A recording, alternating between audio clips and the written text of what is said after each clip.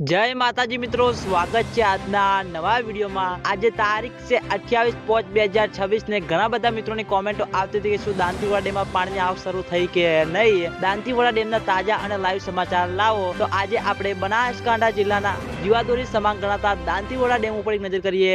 તો મિત્રો હાલમાં મિત્રો દાંતીવાડા ડેમમાં પાણીની આવક ચાલુ થઈ નથી, કારણ કે મિત્રો ઉપરવાસમાં વરસાદ નથી અને હવામાન નિષ્ણાત અંબાલાલ વિભાગે આગાહી જાહેર કરી છે કે આગામી દિવસોમાં ગુજરાત હમું ચોમાસું આવી રહ્યું છે। એટલે જેમ જેમ મિત્રો દાંતીવાડા ડેમના ઉપરના ભાગમાં વરસાદ પડશે તેમ તેમ મિત્રો દાંતીવાડા ડેમમાં પાણીની આવક શરૂ થતી જોવા મળશે।